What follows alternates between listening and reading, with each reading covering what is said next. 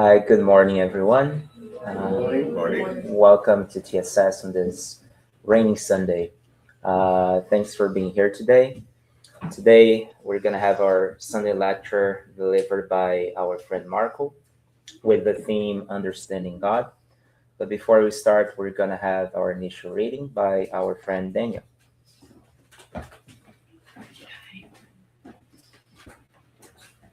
Good morning, everyone. Good morning. As usual, I'm going to read the book Happy Life, a random chapter. You are not a distant observer of life. You are a member of the universal organism, invested with tasks and responsibilities. Carrying them out will lead to many successes for you. The position of a detached observer leads to erroneous viewpoints and conclusions. On the other hand, conscious participation gives the correct measure and provides a better understanding of the data at hand. Consider yourself a valuable person in the web of creation who is becoming more and more active in the Father's works and making it better known and respected. You are God's here. The universe, in a way, belongs to you.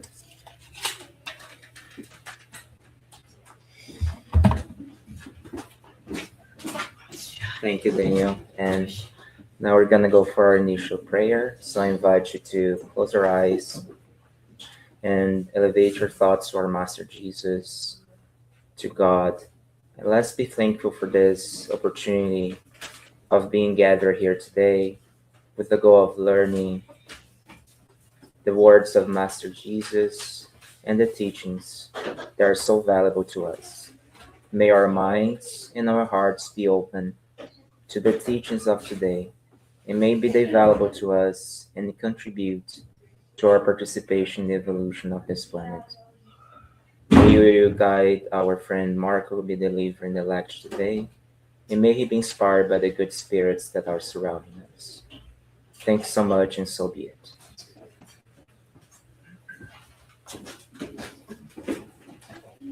You'll do great.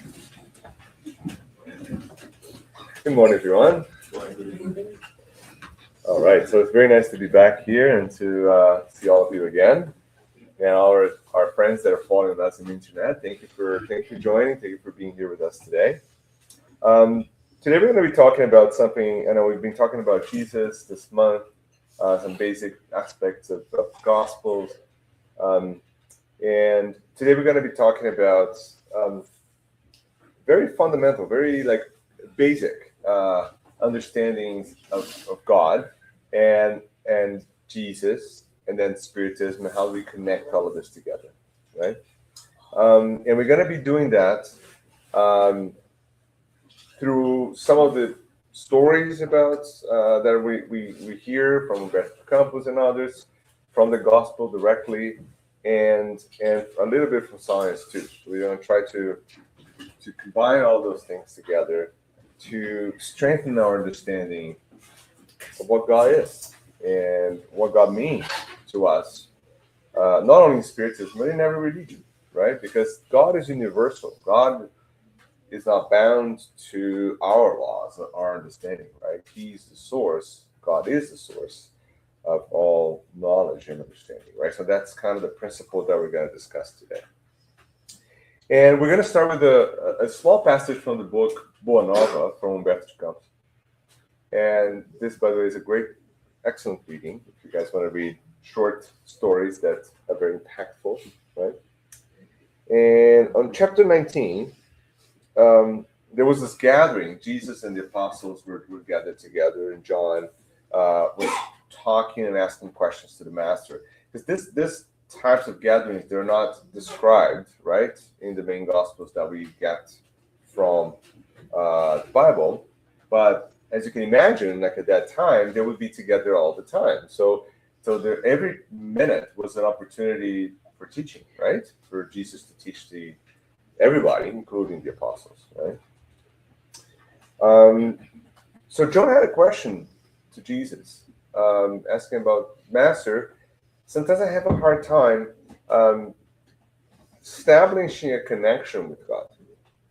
Like, in other words, like how do we do this, right? Is this something? Is like, even like, I'm not sure exactly. Should I just say thank you all the time? Should I ask for things? How do we do this, right? And see, this is not new, right? This is something we still talk about in today's world and all the different religions, right? So Jesus answered him initially saying, well, there's no way I can tell you everything, right? As you know, sometimes I have to use parables. And making a connection is very unique. It's very individualized. It's yours. It's your connection, right, with the above. So every person needs to create this road or this connection, right? But at the same time, we are co-creators, so we're part of it, right? It's inside of us. We have this little temple, right, inside of us. So it's easy to make a connection, but it's hard sometimes to sustain it, to make sure we're always building this up, right? So that's what Jesus starts explaining to him. And then they're going next day for a walk in the area near Jericho, near Jerusalem, right? And it's a very dry land, as you can imagine, like, as Ambassador Campos described, this is an area that, nature itself reveals itself with small sparks of beauty, right? In other words, there's little things, but the whole area looks quite dry and desolate. And then they're walking by, Jesus and John are walking by, and they see a man digging, right? And he's digging in search of water, as you can imagine, like a desert, right? So it's a place where water is precious, right? I know it is in every place, but especially in places like that where there's no water around, right? So Jesus starts talking. Then, do you see this man, right? Let's talk to this man. And then the man was digging through, trying to find water, and clearly working very hard to do that, going through rocks and sand and the heat and not finding water. And then the man answers them and say, yes, I'm digging, I'm working my way, and I'm happy doing this. Rain here is very rare, so we have to do something, right? We can't just be waiting for it, the man says, right? And then Jesus takes that moment to teach something that's really important. He talks about connection and then what we do, right? So Jesus turns to John and says, see, John, the rain is a divine blessing, right? Coming from above and directly touching and changing everything, like the landscape, the people, right? Our health, right? It's precious, it's important, it gives life. So that's what comes, right? The dry land you see here represents the human soul, most of us, right? It's a place that has potential, but it's a place that needs constant work, right? It needs to be worked. It needs to be prepared. It needs to, to be part of that transformation. And in many cases, the rain comes, and unfortunately, there's no growth out of it, right? And the worker represents us, the Christians, right? The Christian worker is the person who, knowing that, I have to work to achieve something, right? It's not just sitting idle, right? It's just not waiting for the rain that will come one day, right? But we ourselves are the ones digging through the rock and doing hard works to, get that connection with the source of life, right? That's represented by the water. And while they were talking, the water finally broke through the hole the man was digging and filled the entire hole. And then now he had access, his family had access, many others have access to that. So in other words, he, through his work, transformed the life and the connection to life not only to him, but to hundreds of others that are able to use that. So that's when Jesus finishing saying, well, see, John, this should be all of us. That's the connection, right?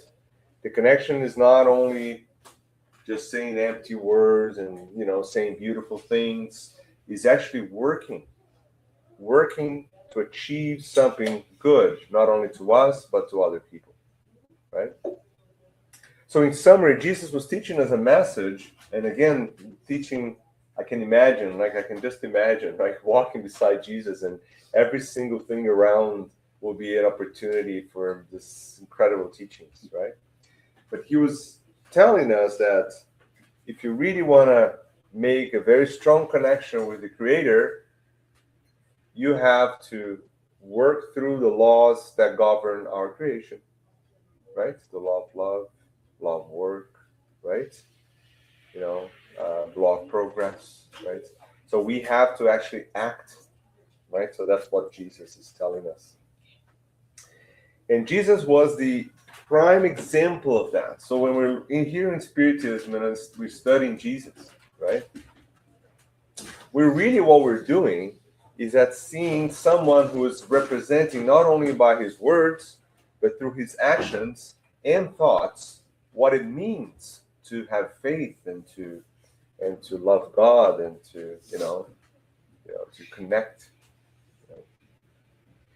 How many times we find ourselves in a place where we feel that God abandoned us, right? Somehow, right? That all these things are happening, and we in Spiritism say, oh, there's an obsession.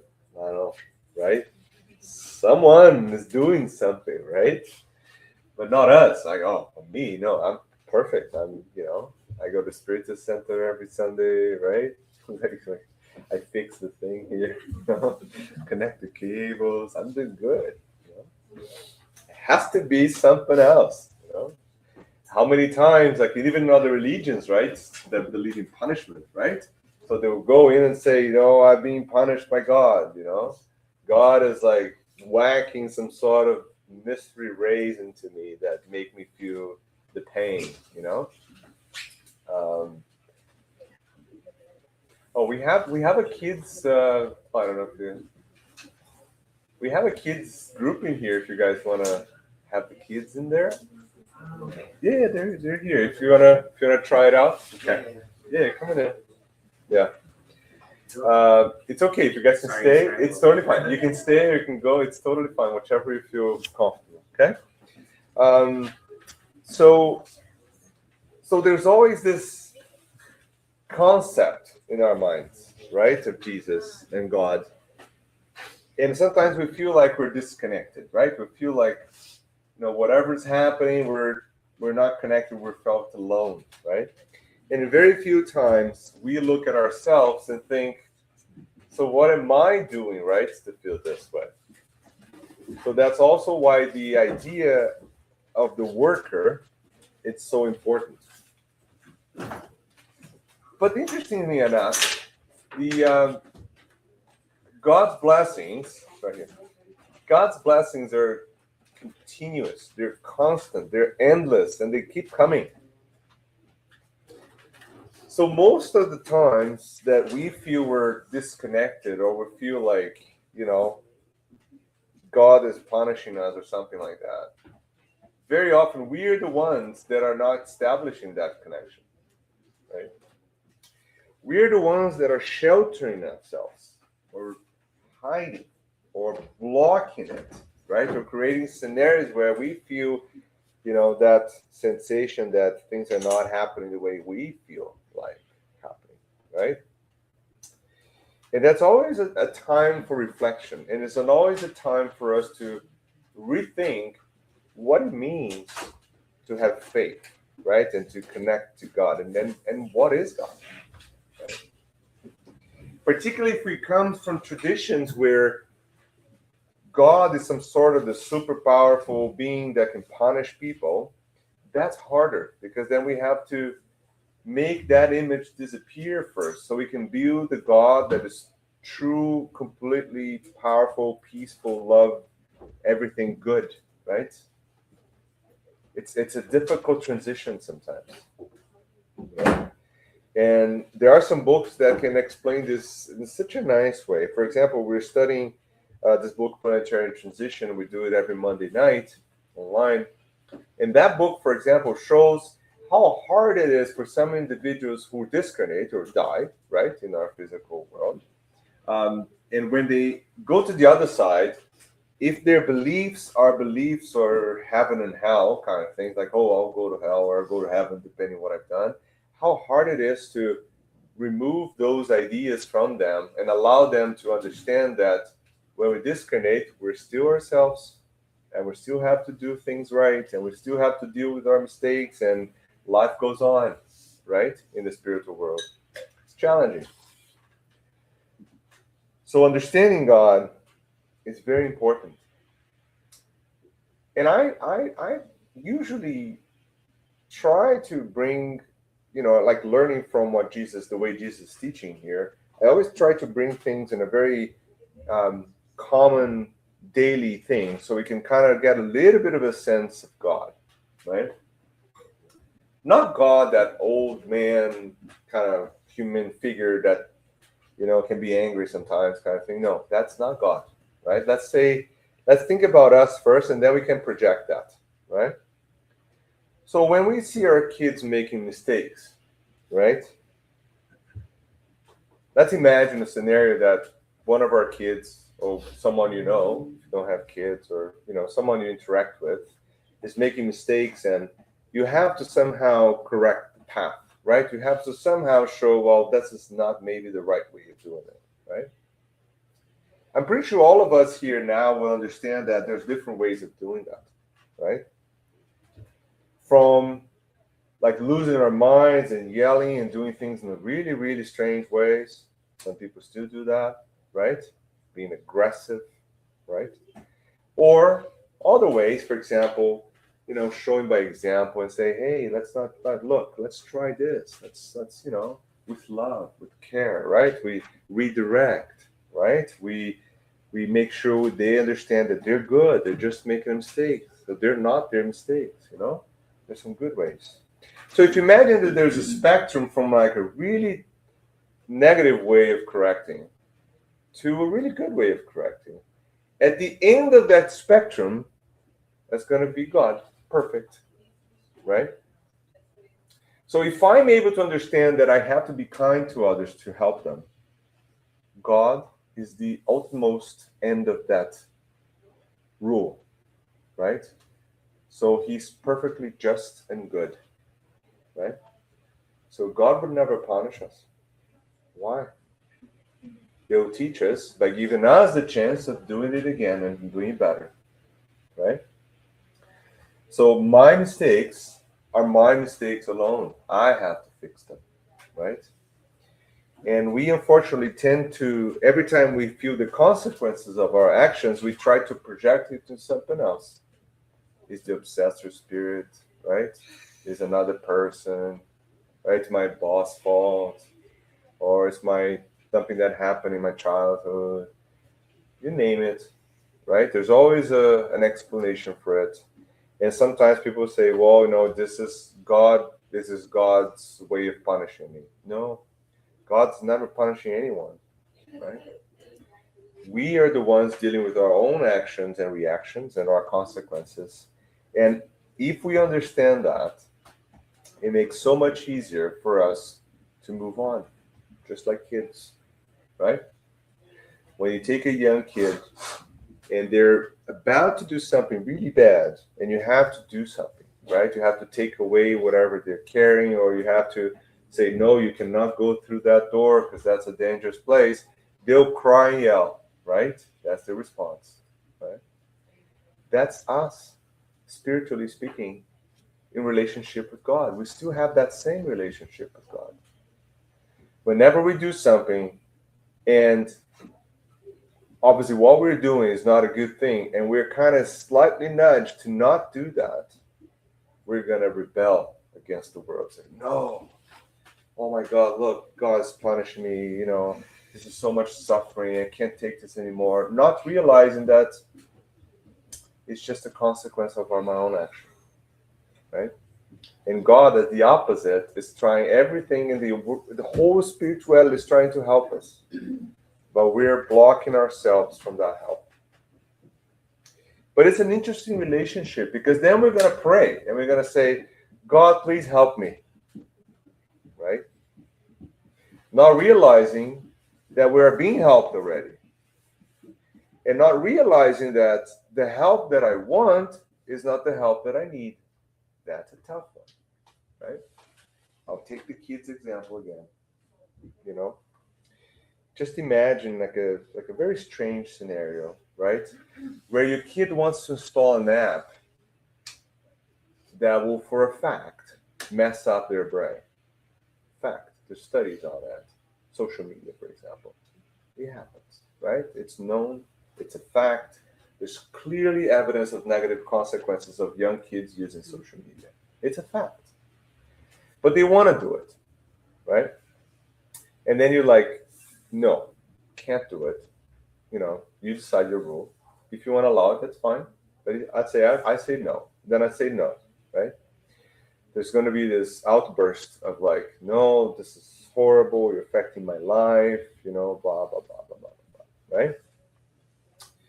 And then there's going to be this immediate reaction that is some sort of a punishment, right? And imagine if the kid, you know, prays, you know, or asks in this case, right, for something else or for some sort of help or for some, you know, alternative way of dealing with that, you know.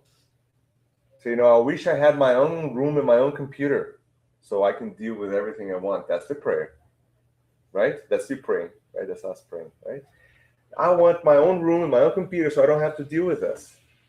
Imagine if you're like, oh, sure, divine powers of God will give you everything you want. You give your own room, your own computer, your own time, your own ability to decide when you're 12. Does that work? Doesn't. Does that work, Daniel? You tell me. Maybe. Maybe. That's a good answer. Maybe. Sometimes for some things it works, right? Yeah. Others don't. That's us praying to God. That's exactly what we do. It sounds crazy. But when we pray, it's like, please, God, take away all that stuff from my life. Take away, like, you know, get rid of that. Give me this. Don't do that. Like we demand from God some sort of really strange, miraculous thing that we're 100% believe that's the best thing for us. And then we don't get it. Right? Right, Daniel? You asked and I said no. What happened after that?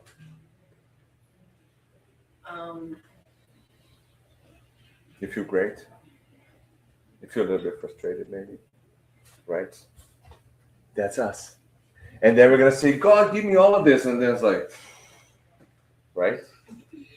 And they're like, oh my God, God hates me, you know. God doesn't like me anymore. My life is over. I'm abandoned. I can't get this anymore. I'm suffering. Does that make any sense? Right? But we behave like a pre-teenager in relationship with God. We see God, we're trained to do that. We're trained to see God as a male paternalistic figure, which, by the way, makes no sense because it's created from a male-dominant society that treated women as a second-class individual, right? So that's why we see God as a man, which, again, we have to get rid of that idea. That's another story, right? But we see God as this some sort of kind of male old individual figure, and we behave like exactly like that. We behave like we're the kids asking for dad for things that we cannot have, and then we don't receive it, and then we get upset, get frustrated, and then our faith collapses like criminals. Then I don't have faith anymore, right? Because my faith hangs on things that are unrealistic, right?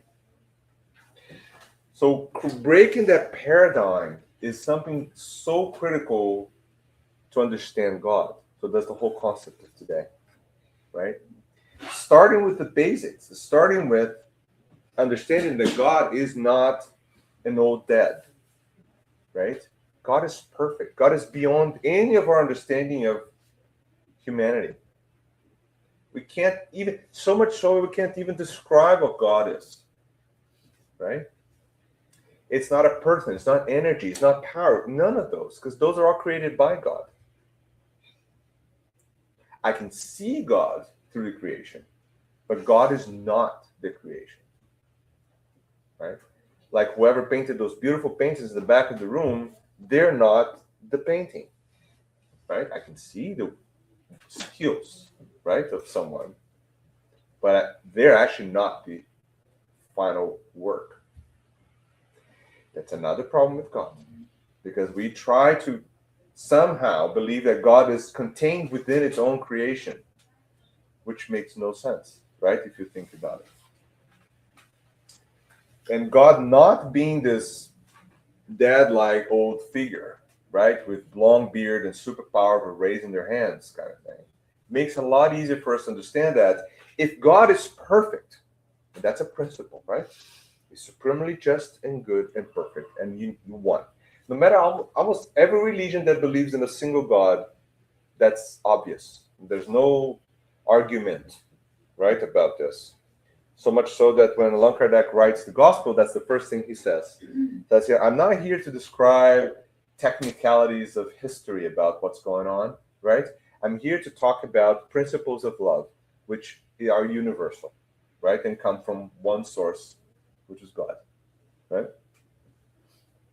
If we understand that we can forgive and we can teach a kid in good ways without punishing them, so God can do that an infinite amount of times better than me, right?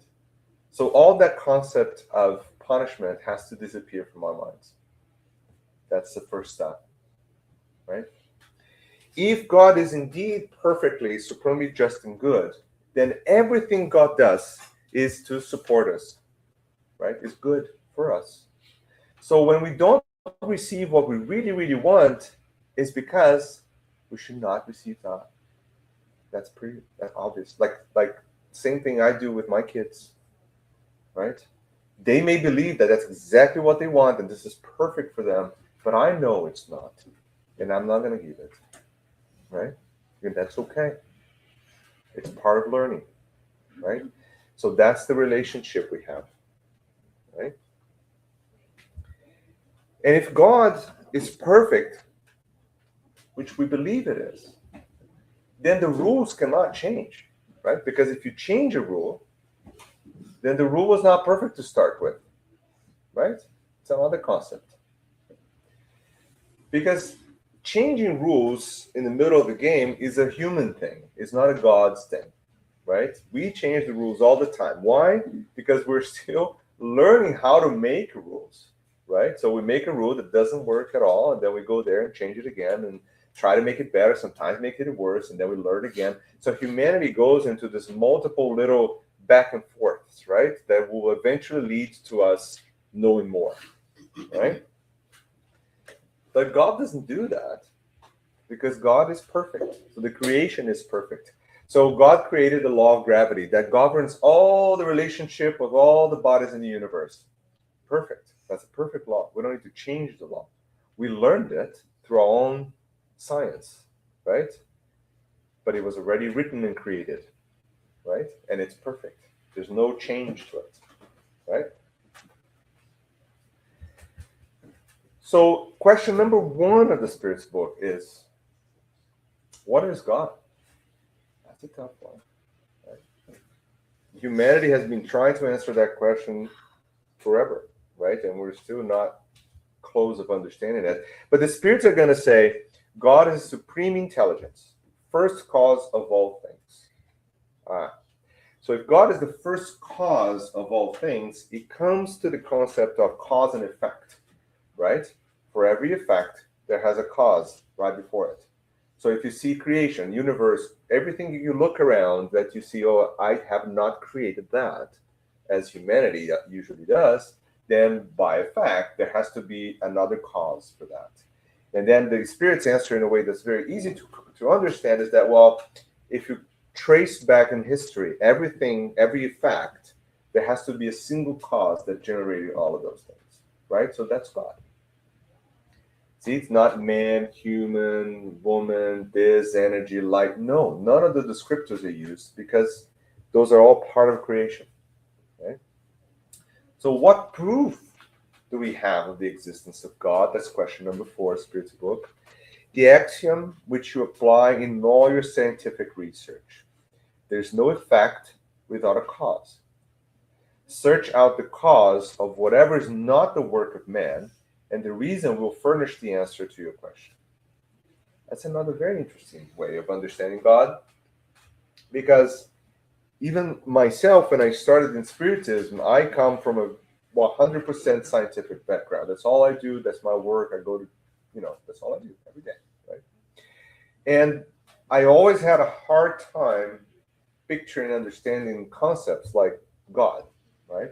And this indeed helped me a lot solidify that and strengthen my faith, which is now I can picture this as almost like a scientific question, right?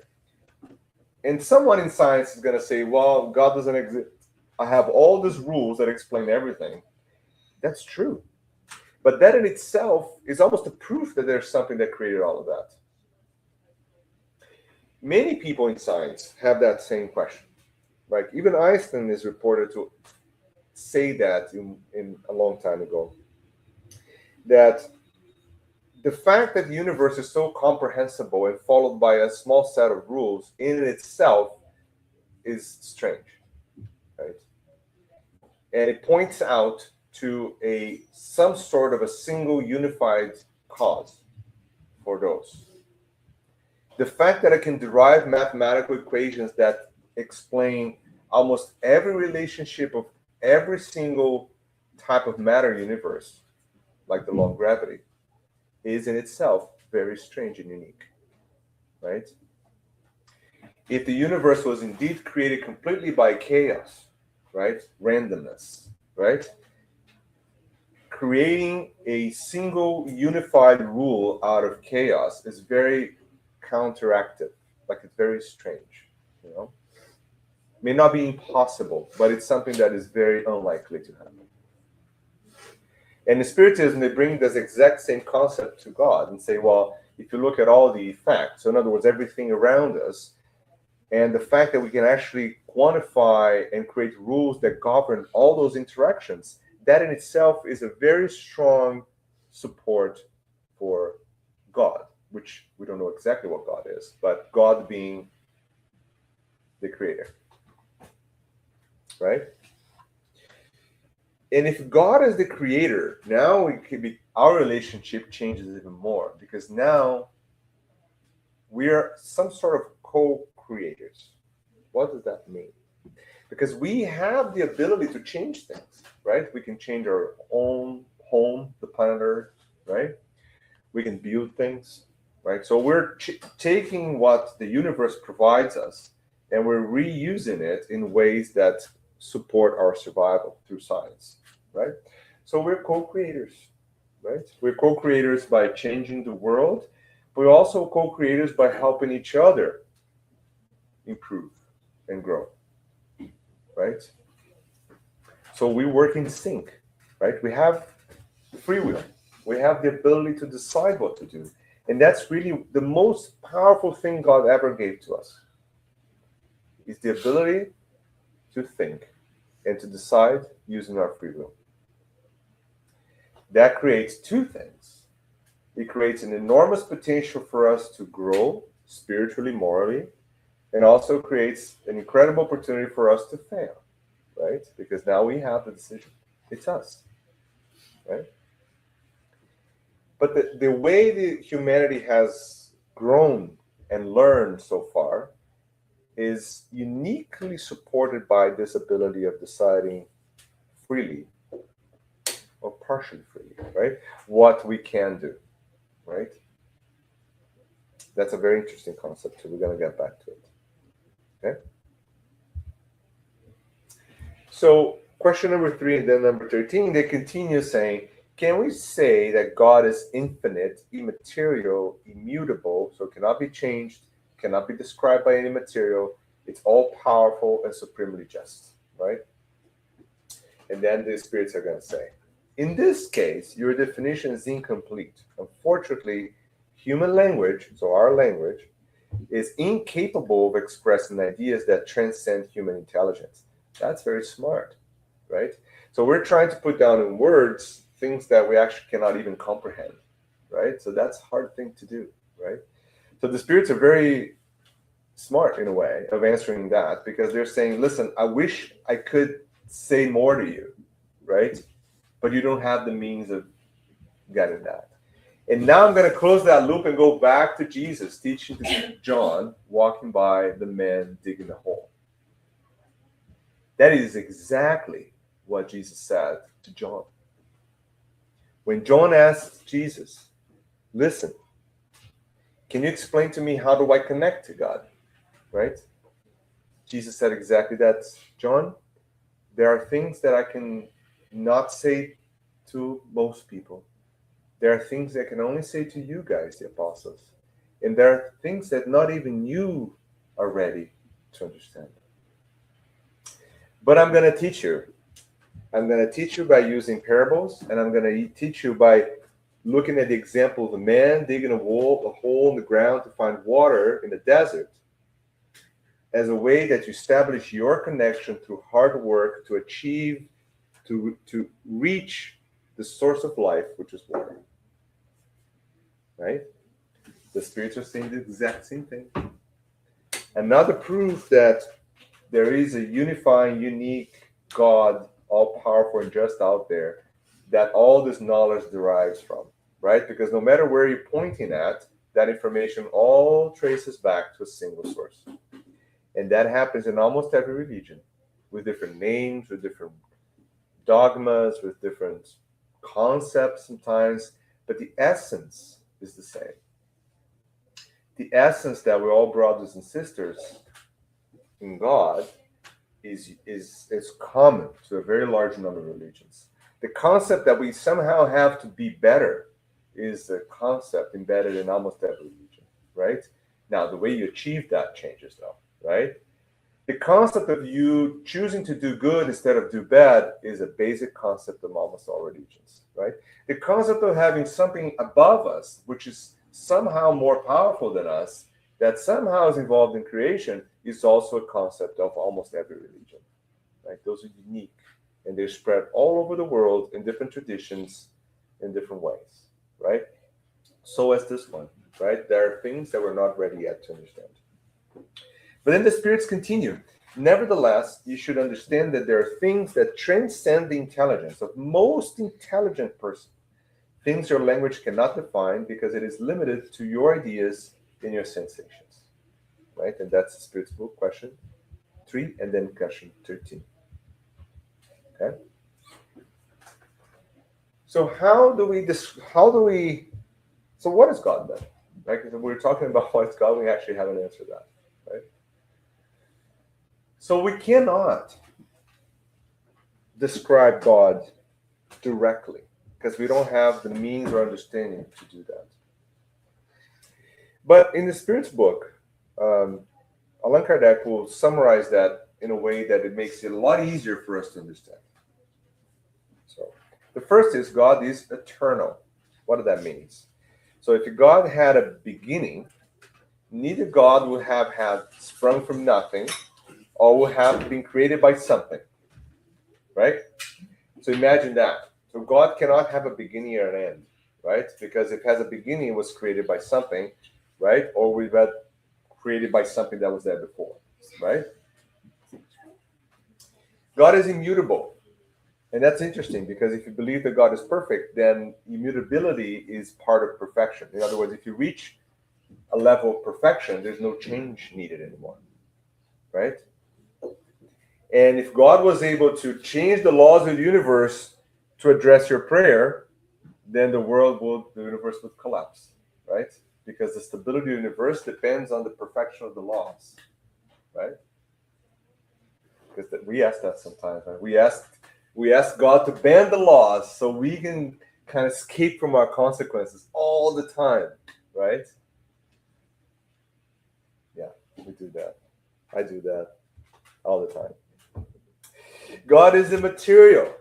Why? Because, well, if God has some sort of material to it, some physical facts, then it would be part of its own creations, which does not make a lot of sense, right? So God differs from everything we understand, right? God is one, and he cannot be subject to transformations of matter, right? So God is all powerful, right? Because God is one. If it was not powerful above all else, it would mean that there was some sort of a more powerful individual or equally powerful individual that will create imbalance, right? Imagine if one God said no and the other God said yes, then we'd be in trouble. Right? That would be very difficult. It would mean that God might not have created all things, for example, right? And so one God would create some certain things, and the other God would create different things, and each one will be in the different rules. See, the universe could not be governed by ever-changing rules, right? It can't be done. And that's the one I repeat all the time in my lectures. God is supremely just and good. Supremely means that that's it. There's, on that scale that we talked about, right, that we understand because we can see how we deal with things and people and challenges and kids, and we know that there's really not good ways of doing things, and there's some really good ways of doing things. At the very end of that scale, God, right? So if I can forgive someone that attacks me, think about God, right? So the providential wisdom in the divine laws is revealed in the smallest things as well as the largest. The wisdom that makes it impossible for us to doubt either God's justice or goodness, right? So that is the most critical part of the consolation that not only Spiritus brings, all the religious brings too, but Spiritus brings it in a very clear way. That no matter what is happening right now with us and in the world and everywhere else, there are things that we can do to make it better. Things will change and things will get better at the end. Perfection will come because God is supremely just and good. No one's going to be punished without a reason. No one's going to suffer without needing that consequence. No one's going to go through things unnecessarily. Like that does not happen, right? Because God is supremely just and good. So if I'm here going through a problem, it's because I signed up for it, because maybe I needed it. You know? And after I go through this, I'll come back and I'll be fine. I have been finished, done with whatever things I had to deal with, right? And we can borrow that from our own understanding, right? If I go to work and I'm implementing a new IT system and everything collapses, right? I push to run the script and everything like boom, right? I'm pretty sure all of us here will understand that, well, maybe I have to stay a little bit of extra hours and fix this up because otherwise the whole system is not going to be running, right? Tomorrow morning, right? And we do it. So we deal with the consequences, right? We do whatever it takes so things can move forward. I sign up for it, right? To get it fixed, right? So that's the same concept applied to everywhere, right? If I've done something wrong and that is in my mind, and if I have a chance to go back and redo it right, I'm pretty sure all of us here would sign up to do it right. But that means dealing with that, you know, and working hard and maybe suffering the consequences of that. But I'm pretty sure all of us will have a chance. So that's the beauty of a reincarnation, right? Because it takes away the concept that, well, you do something wrong, you're going to burn in hell forever. That's not a supremely just and good God. You can't put those two things together, right? But if the supremely just and good God say, listen, yeah, you've messed up big time. How about this? how about they'll give you a fresh start? You can go back and redo everything the right way and help the ones that had some negative actions against. Would you take that up? I am pretty sure all of us would say, yep, sign me up for that, right? But then comes like, well, you're gonna have to. It's not gonna be easy. It's gonna be a trial, right? Sign up for that. You're gonna have some friends to help you. Thank you. Sign up for that, right? And then we come here and we put in that exact same scenario, and then we're like, no, I don't want this. This is too much. I did not sign up for this. I'm like, yep, actually, I'm pretty sure there's a contract there. Sign up for it. You're gonna see it when you discriminate. We're gonna, put the contract in front of you so you can see what's going on, right? So that's where the consolation comes from, right? And that supports the supremely just good God, right? Because now we're the ones driving our own actions and our own reactions. How beautiful is that? But it's a hard concept nowadays because no one wants the consequences. Everybody wants free actions. Everybody wants to do whatever we want, right? That's the whole concept of our society nowadays. I'm free. I can do it. Do whatever I want. I hear this all the time, right? And indeed, yes, you can do whatever you want, and you have to deal with the consequences of whatever you do, right?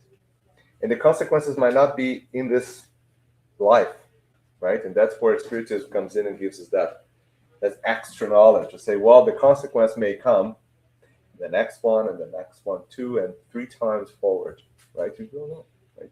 We don't know, right? So, question 17 now in the Spirit's book. Can humans know the origin of things? All things. The answer is the Spirit say no. On earth, God does not allow everything to be revealed to them. Can't humans grasp some of nature's secrets through scientific investigation? And then the Spirit's answer. Science has been given to them, to us, for our own advancement in all matters, but they cannot go beyond some sort of limits of their own understanding. In other words, the concept that science and God are two separate and incompatible things is so wrong. Because if you think about it, now we've been through a lot of what God is, right? And we have that sort of understanding. Now, I'm a scientist. So what I do, I ask questions, I derive ways of answering them, I test them, and I get an answer, right? That's kind of every day what I do. So there's nothing wrong between what I'm doing and that concept of God that we just heard. But now, if you do believe that God is some sort of a magical thing that defies the laws of the universe, then we're going to have a problem, right? Because science will be in conflict with some concepts of God out there that are very difficult to put together. Like if you really believe that God created humans by taking a rib of someone and kind of creating another person, then that's going to be a very difficult one to unite with science, right? But if you believe that all those stories are meant to teach things that people cannot understand, and they're absolutely creative stories to explain concepts, then you're fine, right? You can take the whole Adam, Eve, you can take the whole 7-day creation of the universe and understand that all of those are basic concepts to individuals who had no understanding whatsoever of science. But in a way, they're used to teach how things were created. Not in a literal way, but in a generalized conceptual ways, then you're fine. I don't have a problem with that, right? But of course, now we know by science that, the universe was created through, at least the one we live right now, which we don't know, was created through some sort of very intense explosion due to this aggregation of matter that reached the critical point. Then the whole matter was shoot out in the universe through an explosion, and then we're still expanding, and that's how everything is governed through a single rule of gravity. That's what we understand as science. That's perfect. God There's nothing against God in that, right? Because now we know that God happened before that, created all of that, and set the rules for that to happen, and it doesn't have to change them. It's not part of it, right? So that's perfect. So why not? What's the problem of believing God and the Big Bang Theory at the same time? None. Zero. There's no relationship between one and the other. God created all the rules. Yep. So all the rules that we're mathematically deriving today had a source, right? That's the whole idea. Now, some people in science will say, well, no, that was created by complete randomness, which is, yeah, it's a mathematical way of explaining things we don't know. Just say that, by chance, anything can happen, right? But indeed, there's going to be a day that we're going to have tools and equipment that will start to understand things that our current tools and equipment cannot, right? All the types of matters, all the types of energy, all the types of concepts that we cannot even detect. And when I say this, I always get a question. I got someone answer, but we have all the tools. Like, no, we don't. So right?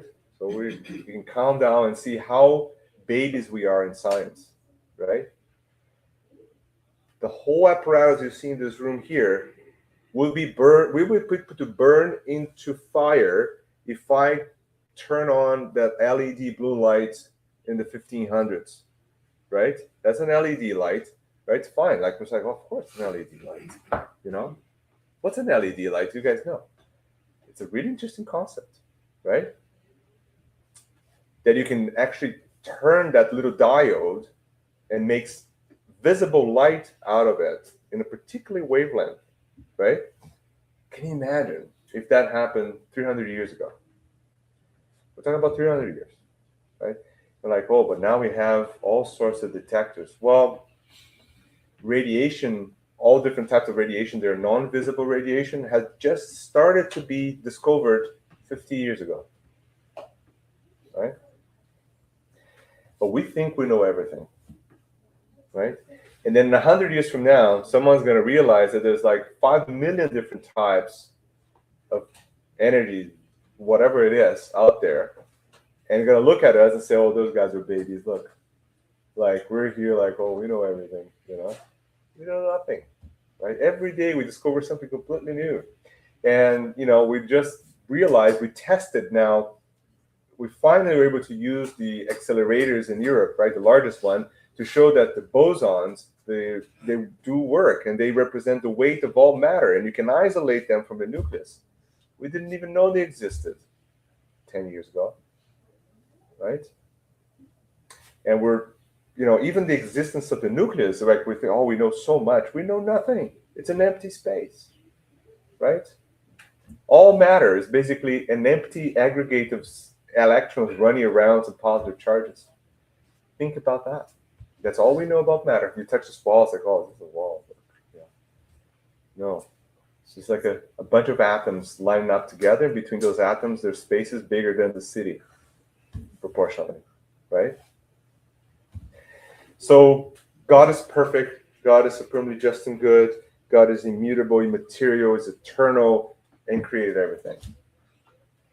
And if you really think carefully about all those concepts, and if you abstract yourself from things you learned from the past that you still carry on in yourself that clash with those concepts, then you finally have true faith, right? Faith. That is, you can throw at it anything and it still stands, right? That's the faith that Spiritism wants. That's what Kardec said to us. That's unshakable faith. That is the faith that you can bring up upon any discussion, and that's all fine, right? And that's what they want from us. That's what we need, is to grow inside of us faith that does not crumble on stress, on a trial, on a science concept, or a war, or things like that. Yeah, things can happen, guys, and things will be more chaotic now than what they were last year, until we reach past this stages of evolution, and we finally get to regeneration, and we finally get to perfection. And then things will be a lot more peaceful. And maybe we're going to be there. Maybe we're not going to be there. We don't know. But we're all heading to perfection. Okay? And our faith cannot fall under those stressors of life. Okay? So I'd like to thank everyone for this very philosophical and conceptual lecture today. If you guys have any questions, any comments, I'm happy to take questions now. If there's someone on the internet, no? Is there anything there? Just a comment. Attacking people is self-destructive. It's like giving away your stuff or your soul. Okay. And then the same person, I don't know who it is, did another, I don't know if it's a comment or it's a question.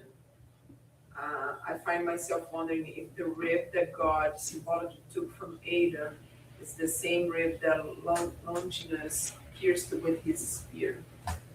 Not sure if I understand that, but those are all really conceptual images, right? These are not real things that happen, right? We know that humans are created through a process of physical evolution just like any other animal, right? There's no difference. We're not different than any other animal.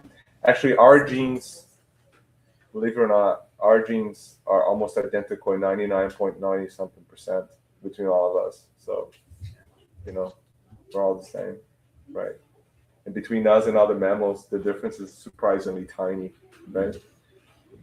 And no matter how we look, the difference is set to a cluster of 10 genes or so, you know, to look white or black or like you have curly hair or not. There's like a tiny little cluster of genes that regulate that. So we're all the same, right?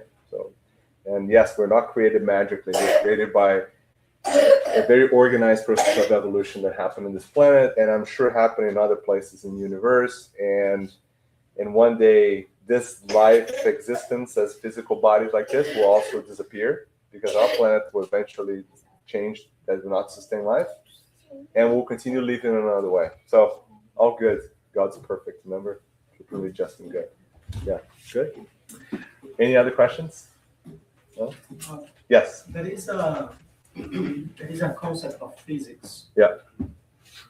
That says that, and between physics and mathematics. Yeah. That it's very difficult for you to understand a set conjunto. Yeah. Once you are inside the set. Oh yeah. Yeah. So this doesn't mean that you should not keep trying to understand all the elements inside that set. Mm-hmm. Because that's what science does, right? But there is a limit. Yeah. And physics is trying to prove this limit. And Yeah. what I think it's completely beautiful, actually. Yeah. Then I asked my dad, Dad, how do you understand God? How do you pray? Yeah.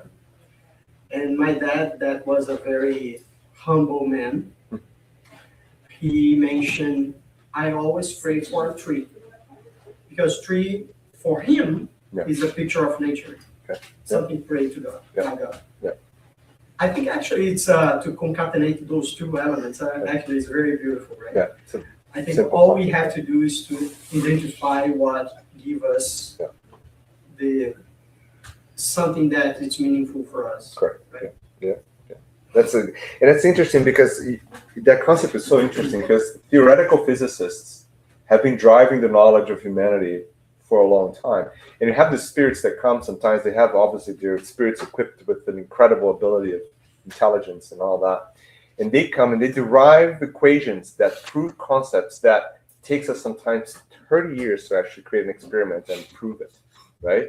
And we have that going, like it's ongoing, you know. So now we're catching up to some of the concepts of time and gravity and space that, you know, we already knew by Einstein and others, right? Some concepts of relationship between the atom and, you know, other components of the atom that were all theoretical. Like these are people that, like I said, go outside of the box, right? Because they'll go like, okay, this set of rules, okay, I know that. I'm going to derive an equation that is outside the set of rules. And it's so, and that's those leaps that we see in science, right? And it's incredible. But in the end, the concepts are very simple, as you said, right?